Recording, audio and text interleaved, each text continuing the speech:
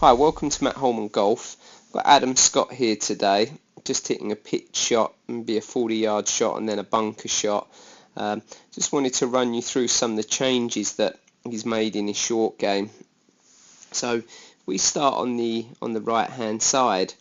I think starting off previously you would have seen with him the ball a bit further back and more shaft lean.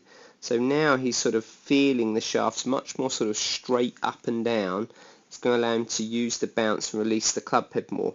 And you're going to see with these guys also leaning, which you actually see with most great chippers, they're going to lean towards the target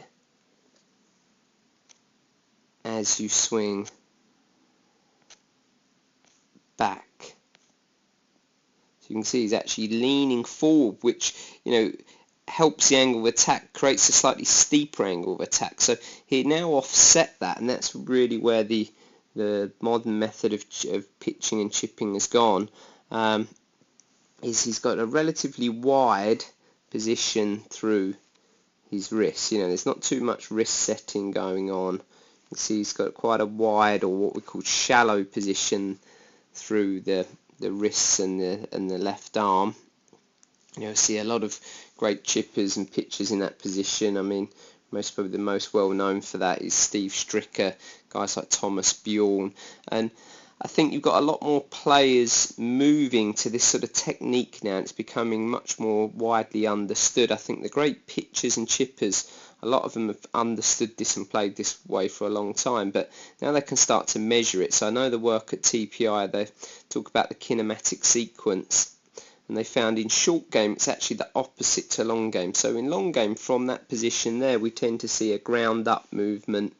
Maybe Sam Snead right back in the day is one of the real famous guys to really, people started to understand it, with Ben Hogan as well. So it used to be sort of, maybe through the left toe, followed by the knee, followed by the hip, vice versa, and it would then cross over the body to the shoulder, and then finally the club head.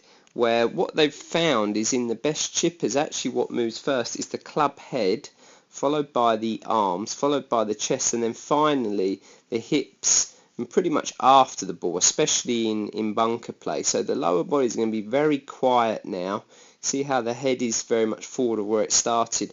They're just really trying to return the shaft very, to a very similar position that they started. And we're looking to create a straight line about 2 or 3 centimeters past the ball. Now the hips and knees will rotate after the ball just to aid balance. So that's sort of where Adam Scott's gone. He's gone to a wider swing where he sort of stacks a little forward. From there you can really release the shaft, which allows you to use the bounce, and it's just a more consistent way to control the trajectory and the strike. And you'll also see this in his bunker play a little. If we looked at his action a few years ago to now, and I'm sure he's going to vary this depending on what angle of attack he wants to play. We can see that similar wide look compared to some players. You're going to see lots of set there.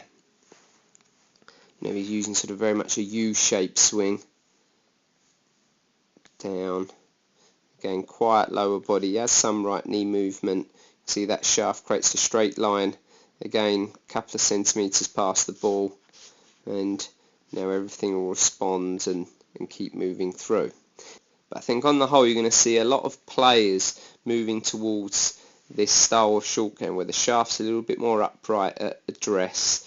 They're releasing the shaft more, or overall wider action dominated more by the upper body, and the lower body just really creating stability.